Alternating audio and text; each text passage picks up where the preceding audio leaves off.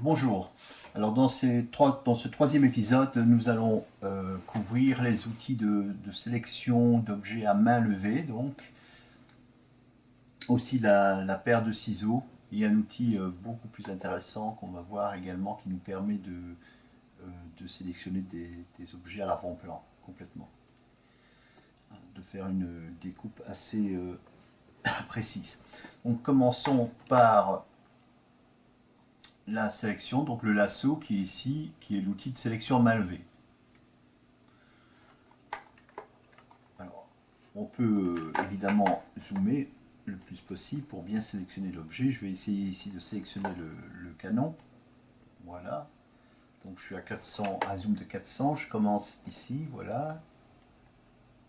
Ouais, je dois suivre les bords, ce qui n'est pas toujours évident, pour faire ma sélection. Évidemment, c'est beaucoup mieux d'avoir une tablette avec un stylet pour suivre avec beaucoup plus de précision. Voilà.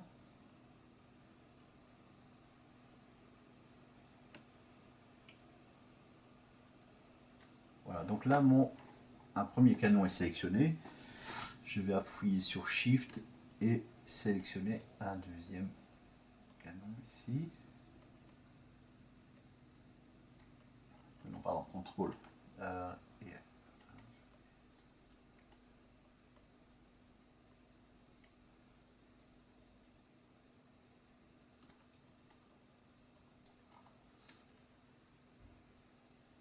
je dois faire Enter quand même.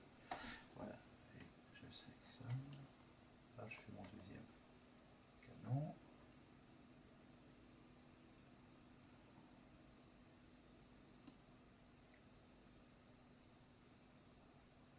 Voilà. Enter, et on voit que j'ai les deux canons qui sont sélectionnés, que je vais pouvoir après copier et pouvoir coller par exemple dans une sélection en place. Donc en place, il le colle sur la sélection qui vient d'être faite. Après, vous pouvez le déplacer ou bien le copier comme nouveau calque. Voilà, et là, il a créé normalement un deuxième calque. Je vais voir, qui sera le calque copié. Qui est voilà. Donc là, j'ai le canon dans un fond transparent que je vais pouvoir aller coller dans une autre image potentiellement. Alors, ça, c'est un mode de sélection possible qui n'est pas hyper précis, mais bon, encore une fois, si on utilise une tablette graphique, c'est beaucoup plus évident. Alors, je vais maintenant faire une sélection, donc je clique droit sur ce que vous voyez l'icône du lasso, et je vais faire une sélection par ciseaux. D'abord, je vais peut-être supprimer mes sélections. Ah,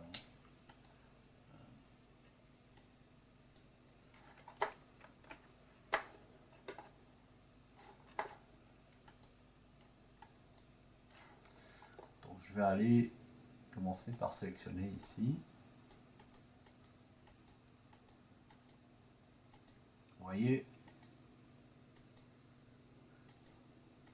j'ai des lignes qui sont en train de... Donc à chaque clic, il va me faire les lignes. Et bon, ici on est décalé par exemple par rapport au suivi du profil canon, mais je peux, donc je clique gauche et je maintiens sur le trait, je maintiens pour remonter. Donc ça c'est possible. Donc si je viens ici, évidemment le contraste entre les deux n'est peut-être pas aussi évident, donc il a du mal. Donc je peux rajouter des points de contrôle aussi. Bon, ici c'est peut-être un peu trop de points, mais voilà. Je vais donc affiner.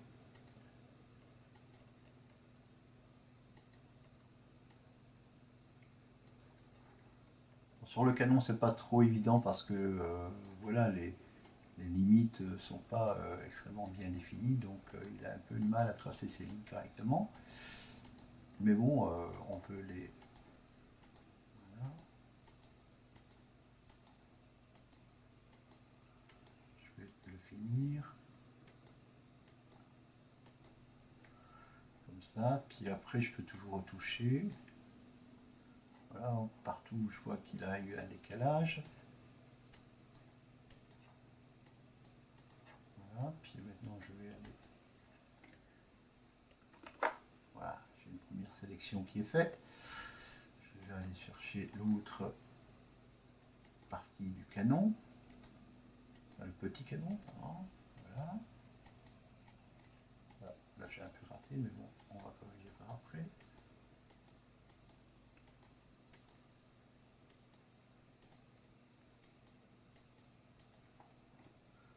Là, je vais ici essayer de corriger le plus possible.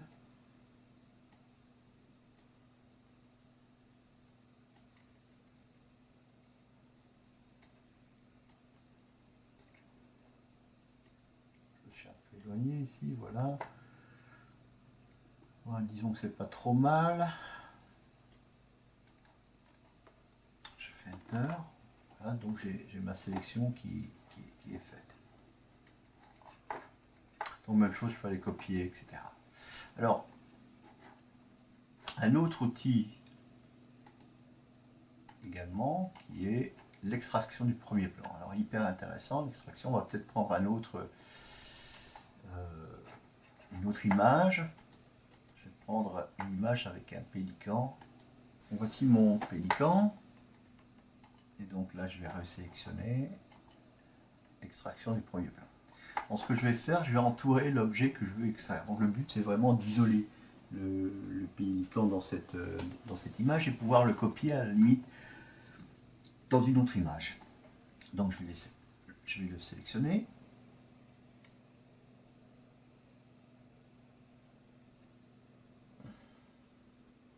Voilà.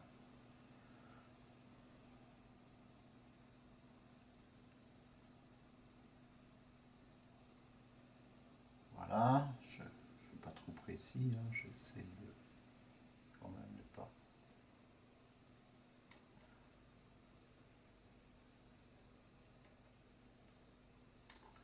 Voilà, voici mon pélican qui est sélectionné. Je fais Enter pour la sélection et vous voyez que vous avez toute une zone qui est en bleu. Donc ne faites pas masque d'aperçu pour l'instant, sinon il va faire un calcul. En fait, il va refaire un calcul à chaque fois que je vais sélectionner maintenant la zone que je vais garder. Okay, et maintenant, vous voyez que le pinceau a été changé. Donc mon pointeur, c'est un pinceau maintenant. Donc je vais essayer de largeur du tracé. Voilà, je change la largeur du tracé ici. Donc là, le but, c'est de sélectionner toute la zone, tout ce que je veux garder. Donc je vais aller dans le pélican et voilà, je vais assurer tout ce que je vais garder.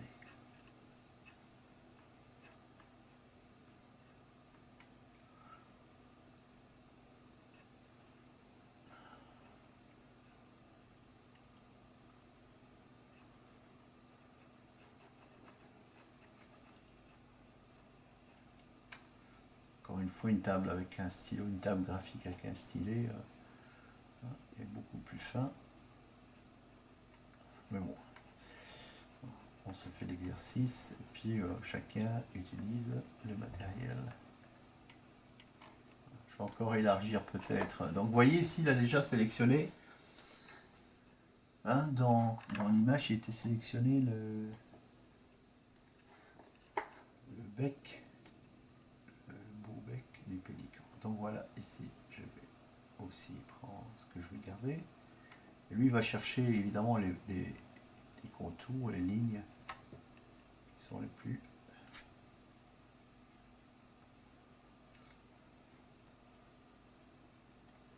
Voilà, donc on y va. Hein. Faire ça grossièrement et puis il va plus ou moins se débrouiller.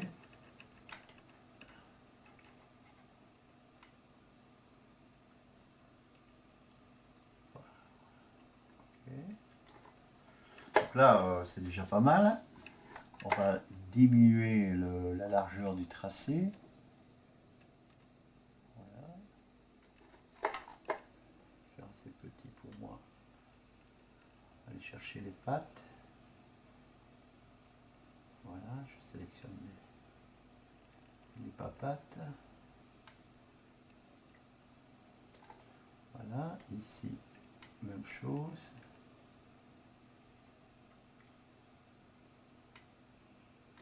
Voilà. Bon, je peux zoomer évidemment, hein, prendre un zoom de 100%, aller voir dans le plumage. Donc, je vais sélectionner ici, voilà.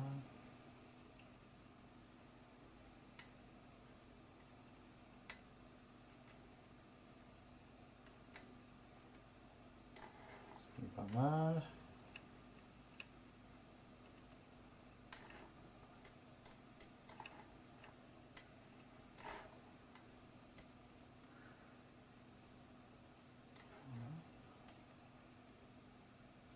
Ça m'avait pris, j'avais déjà pris tout ça, oui, à l'arrière, peut-être là.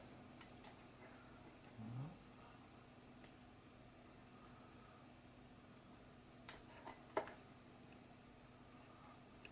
C'est pas mal.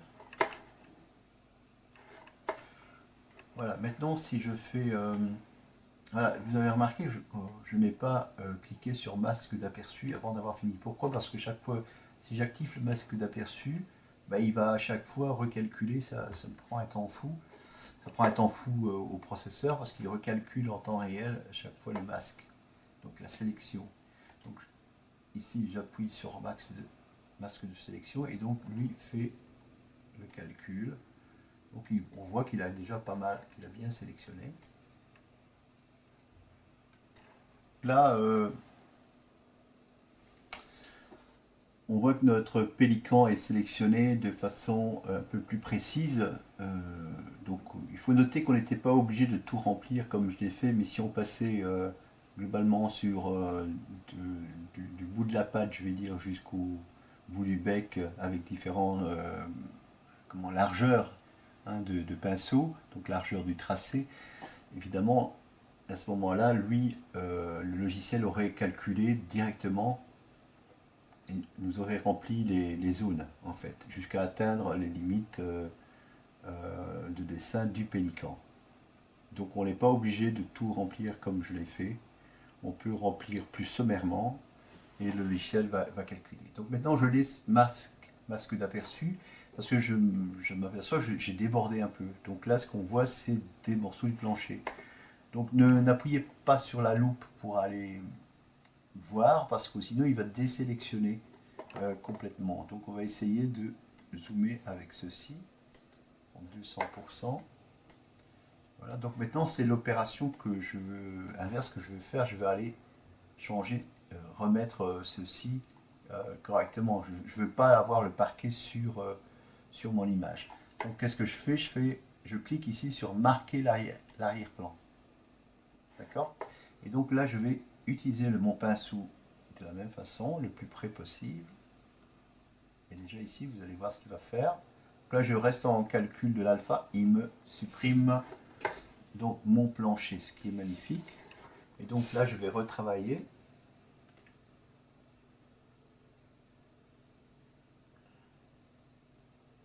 Pas rentrer trop fort, donc le pinceau peut-être un peu large ici.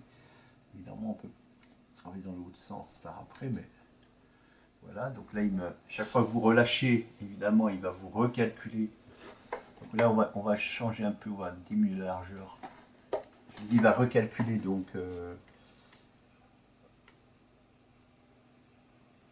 l'image à chaque fois. Donc ne pas lâcher, on essaye de travailler en continu.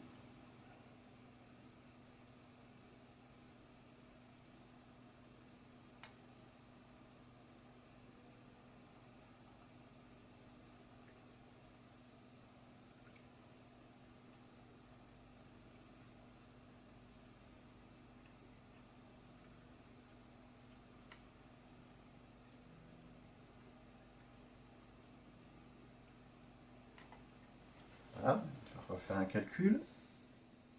Voilà, donc voilà, on n'a plus de plancher, on n'a plus d'éléments parasites. Donc même chose ici.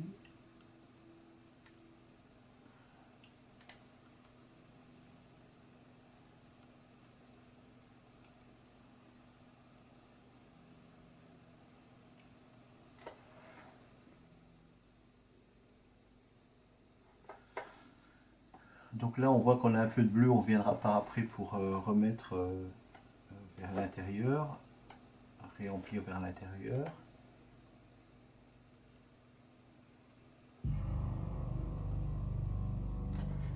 Voilà.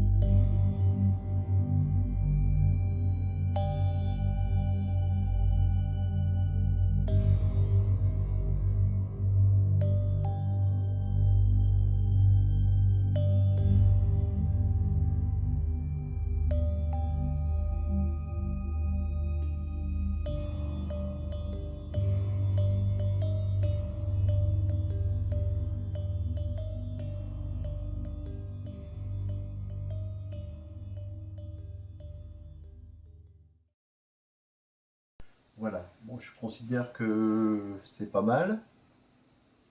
Alors on va poursuivre maintenant avec le reste, la suite du traitement. Alors une fois qu'on a terminé le découpage, on clique sur sélectionner. Hein. Sur le petit panneau, là j'ai fait sélectionner sur le petit panneau qui est à droite. Hein, qui était à droite dans cette zone ici à peu près.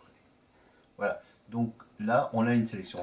Par contre on peut aller vérifier qu'est-ce qui était réellement. Bon, par précaution, quand je suis à ce stade là, moi je fais édition, copier. D'accord? Parce que si je fais une erreur, je pourrais désélectionner et alors perdre tout mon travail. Quoique je peux retourner un peu en arrière, mais bon, vaut mieux deux précautions qu'une. Moi je le fais comme ça. Donc maintenant que nos sélections sont faites, on peut partir dans édition, puis on va coller comme nouvelle image. Voilà, donc on a notre pélican qui est collé comme nouvelle image. Et ce qu'on va faire, c'est qu'on va le sauver. On va l'exporter sous un PNG. Mon pélican est exporté. Alors maintenant que notre pélican est exporté, on va l'intégrer dans une autre image. Donc on va ouvrir d'abord l'image dans laquelle on va l'intégrer. Voilà, on a une image ici de château qu'on sélectionne. Et puis on va ouvrir notre pélican en tant que calque. Voilà, donc c'est un calque qui va se mettre au-dessus du château. Donc voilà. Voilà, donc on voit que le pélican est assez grand par rapport au château. Donc ce qu'on va faire, on va utiliser l'outil de mise à l'échelle qui est ici, donc la flèche sur le rectangle ici. Voilà, donc on sélectionne, on vient dans le pélican, sur le pélican, hein, parce que si on sélectionne sur le château, c'est le château qu'on va changer. Donc il faut bien se mettre au niveau du pélican, puis ici on va voilà, le mettre à une taille de façon qu'il puisse aller s'intégrer. On va le prendre, on va le déplacer. Voilà, là il se promène au niveau du château, dans la pelouse, donc on le réduit encore un peu, que ce soit quand même réaliste. On reprend l'outil de déplacement et on va le mettre ici. Voilà, il est en train de se déplacer. Voilà. Okay. Une fois qu'on a fait ça, donc on voit que notre pélican ici, le calque est au niveau supérieur. Si j'appuie sur la flèche ici, je peux le mettre au niveau inférieur, mais on ne le voit plus évidemment, puisque c'est le château qui va couvrir le calque du pélican. Donc c'est très facile, il faut penser à des calques de dessin, des feuilles de dessin qu'on met l'une sur l'autre, que l'on place l'une sur l'autre. Donc c'est hyper facile et offrant pas mal de possibilités. Donc, prochaine étape, je vais fusionner mes calques. Donc pour n'avoir plus qu'une seule image. Donc je fusionne vers le bas, et voilà, vous voyez que mon pélican est intégré dans l'image.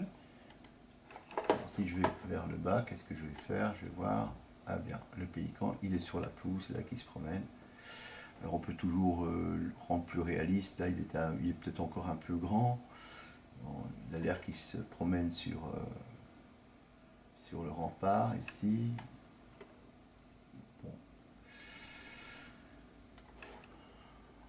Voilà, maintenant vous avez eu le principe, vous pouvez faire preuve d'une grande créativité. Voilà. Donc là, je vais terminer ce troisième tuto. Le quatrième tuto va traiter de quelques outils supplémentaires, au moins un ou deux outils supplémentaires de sélection. Et puis on va étudier un peu le clonage, qui est un très bel outil aussi. Voilà. Je vous donne rendez-vous à la prochaine, au prochain tuto numéro 4. À très bientôt.